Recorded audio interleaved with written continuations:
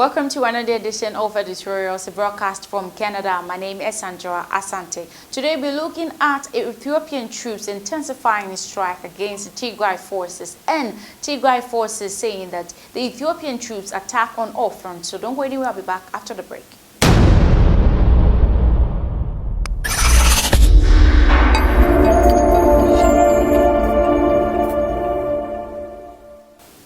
You're welcome back from the break. So Ethiopian troops and allied forces have intensified air and ground operations against Tigrayan forces in the northern region of Amhara, according to reports. The bombardment hit several areas of Amhara on Thursday and Friday. Humanitarian sources told AFP news agency amid growing speculation of a major push by government forces against the Tigrayan forces.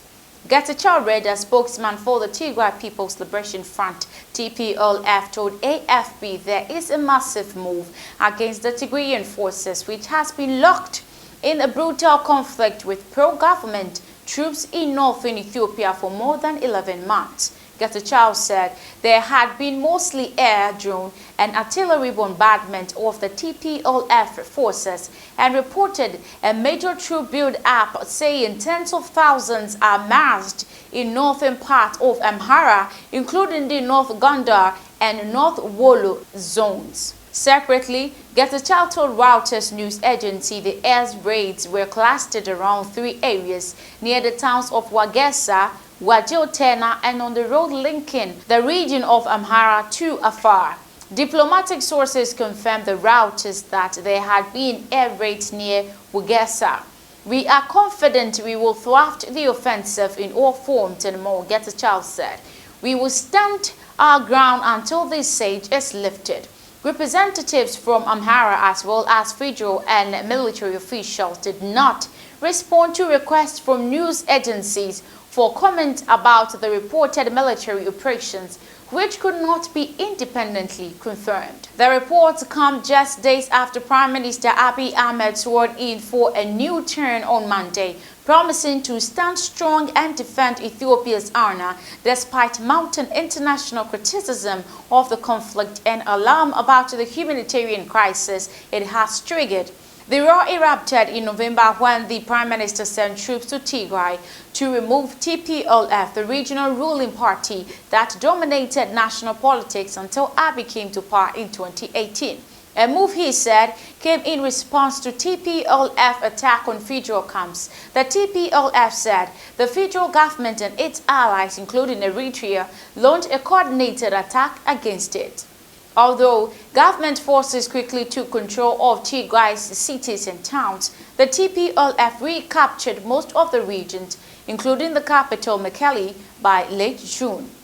Fighting has since spread to the neighboring Amhara and Afar regions and caused what the United Nations has called an immense humanitarian crisis, with hundreds of thousands of people driven into famine-like conditions. Thousands of civilians have been killed, nearly 2 million have been displaced, and there have been many reports of atrocities including massacres and gang rape.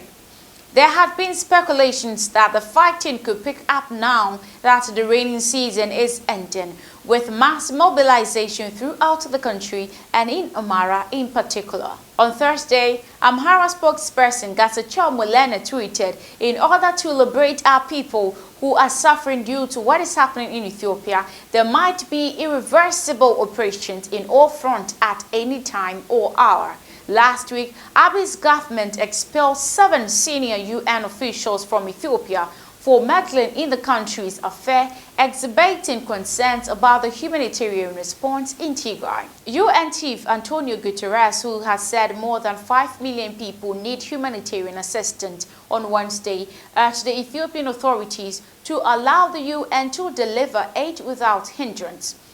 The UN Humanitarian Agency, OCHA, has in recent days warned that the lack of medical supplies was also having fatal consequences in Tigray and reported alarming levels of malnutrition among children and pregnant women. Today, Tigray forces in northern Ethiopia says federal troops and their allies have launched coordinated attacks on all fronts. They said heavy artillery, tanks, fighters jets and drones were being used against them. The senior member of the Tigray People's Liberation Front said Tigrayan forces were holding their ground. Get-a-Child reader said the government offensive launched last week was now in full swing. There has been no word so far from Addis Ababa. The communications blackout means it is not possible to verify the information independently.